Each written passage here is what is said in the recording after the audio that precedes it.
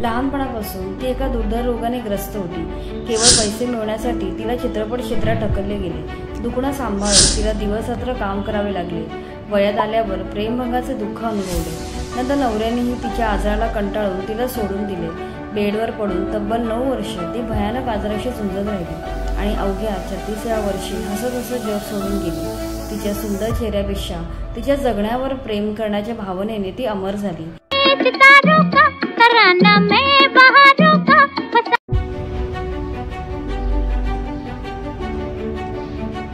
भारतीय चित्रपट सृष्टीतला सर्वात सुंदर चेहरा कोणता या प्रश्नावर आजही अनेकांच्या ओठावर पहिलं नाव येतं मधुबालाचं। मधुबालाच्या वेगवेगळ्या चित्रपटातल्या अथा डोळ्यांसमोर येतात। मधुबालाने वयाच्या अवघ्या 36व्या वर्षी जगाचा निरोप घेतल्यावरही गेली 5 दशके भारतीय रसिकांच्या मनात मोहक सौंदर्याचं दुसरं नाव म्हणून तिची प्रतिमा अबाधित आहे आणि यापुढेही राहणारच आहे। तिच्या एवढं निखळ खळखळणारं हास्य बॉलिवूडच्या इतिहासात आजपर्यंत कोणी दाखवू शकलेलं नाही। हावडा ब्रिज चित्रपटातील मादक डान्सर, मिस्टर अँड मिसेस पंचाबन मधील अवखळ तरुणी, अकबरासमोर बेधडकपणे प्यार किया तो डरना क्या म्हणणारी मुगले आजम चित्रपटातील अनारकली, मधुबालाच्या या भूमिका एका पाठोपाठ एक आठवतात। 1990 मध्ये एका चित्रपट विषयक मासिकानं बॉलिवूडमधील सर्वकालीन श्रेष्ठ अभिनेत्रीविषयी सर्वेक्षण केलं होतं। त्यामध्ये 58% लोकांनी मधुबालाला पसंती दिली।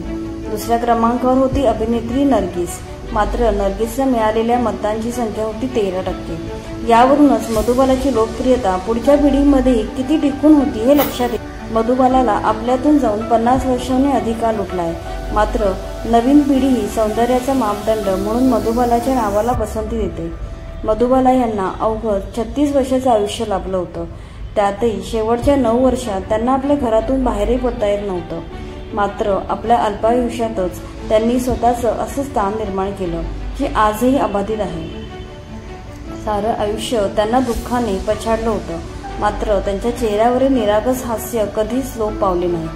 मृत्यूसमोर दिसत असतानाही त्यांनी हार मानली नाही। नियतीशी चाललेल्या त्या लढाईत त्या शरीराने हरल्या, मात्र आपल्या कार्याने अजरामर झाल्या।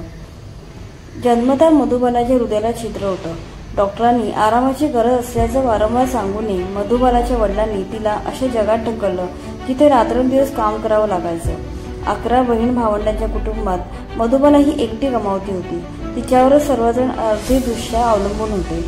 मधुबाला यांचे कुटुंब मुंबईतील मालाड येथे राहत होते। एकदा त्या वडिलांकडे हट्ट करून जवळच्या सिनेमागृहात चित्रपट पाहायला गेल्या। घरी त्यांची 5 भावंडे होती, मात्र अचानक त्यांच्या घराला आग लागली आणि या आगीत त्यांच्या 5ही भावंडांचा जळून मृत्यू झाला। हलाखीच्या परिस्थितीमुळे मधुबाला यांच्या वडिलांकडे मुलाच्या अंत्यविधीसाठी पैसे नव्हते। या घटनेमुळे मधुबाला लहान वयातच समजूतदार झाल्या आणि त्यांची घराची जबाबदारी स्वतःच्या खांद्यावर घेतली। अखेर प्रदीर्घ संघर्षानंतर त्यांनी रणजीत फिल्म स्टुडिओमध्ये 300 रुपये महिन्याला नोकरी मिळाली। मधुबालाचे वडील लाहोरमध्ये इम्पिरियल टोबॅको कंपनीमध्ये काम करायचे, मात्र नोकरी गेल्यानंतर ते दिल्लीला आले। तेथून ते मुंबईला पोहोचले। इथे आल्यावर त्यांच्या लक्षात आलं की आपल्या सुंदर मुलीला चित्रपटामध्ये सहज काम मिळेल। अवघ्या 6व्या वर्षी मधुबाला यांनी चित्रपटसृष्टीत पदार्पण केलं। इतक्या लहान वयापासून कष्ट करताना मधुबाला शारीरिक मानसिकदृष्ट्या अगदी झिजून गेली। दिलीप कुमार मधुबाला ही एकेकाळी भारतीय चित्रपटसृष्टीतील सर्वात रोमॅन्टिक जोडी मानली जायची। दोघांचंही एकमेकांवर प्रेम होतं। 1955 साली इन्सानियत या चित्रपटाच्या प्रीमियरच्या वेळी पहिल्यांदा दोघेही सार्वजनिकरित्या एकत्र दिसले, मात्र दोघे असे एकत्र येण्याची हीच शेवटची वेळ होती। 1956 साली ढाके की मलमल या चित्रपटाच्या शूटिंग दरम्यान एकदा त्यांनी मधुबालाला लग्नाची गळ घातली। माझ्या घरी काझी वाट पाहत आहेत, आपण आजच लग्न करूया असा आग्रह त्यांनी केला, मात्र त्यांनी असं म्हटल्यावर मधुबाला रडायला लागली। दिलीप कुमार यांनी निर्वाणीचं सांगितलं की आज तू माझ्यासोबत आली नाहीस तर मी तुझ्याकडे कधीच परत येणार नाही। त्यानंतर खरंच दिलीप कुमार मधुबाला यांच्याकडे परत आले नाहीत। 1957 साली त्यांच्यामध्ये झालेल्या वादानं उरलंसुरलं प्रेमही संपुष्टात आलं।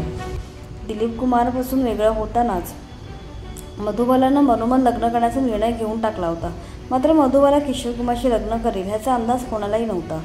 ज्यावेळी मधुबाला दिलीप कुमारपासून दुरावत होती त्याचवेळी किशोर कुमारने आपली पहिली पत्नी रोमा देवी यांना घटस्फोट दिला होता। किशोर कुमार आणि मधुबाला त्यावेळी काही चित्रपटामध्ये सोबत कामही करत होते।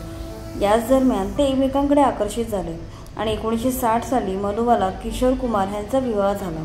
अर्थात किशोर कुमार यांच्याशी लग्नाचा निर्णय मधुबालासाठी हा दिलीप कुमार यांच्यापासून वेगळं होण्यापेक्षा जास्त वेदनादायी ठरला।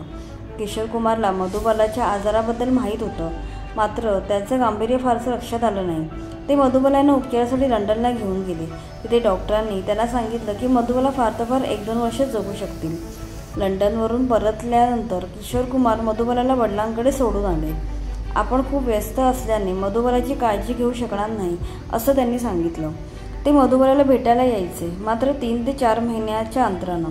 मधुबाला यांना जेव्हा किशोर कुमार यांच्या सहवासाची सर्वात जास्त गरज होती तेव्हाच ते त्यांच्यासोबत नव्हते। मधुबालाच्या हृदयाचं दुखणं बळावत होतं, मात्र तिची जगण्याची इच्छा कायम होती। मधुबालांची प्रकृती दिवसेंदिवस खालावत चालली होती। त्यांच्या नाकातोंडातून रक्त यायचे। डॉक्टर घरीच त्यांच्या शरीरातून रक्त काढायचे। त्यांना फुफ्फुसाचा आजारही होता, त्यामुळे त्यांना दर 4-5 तासांनी ऑक्सिजन द्यावा लागत होता।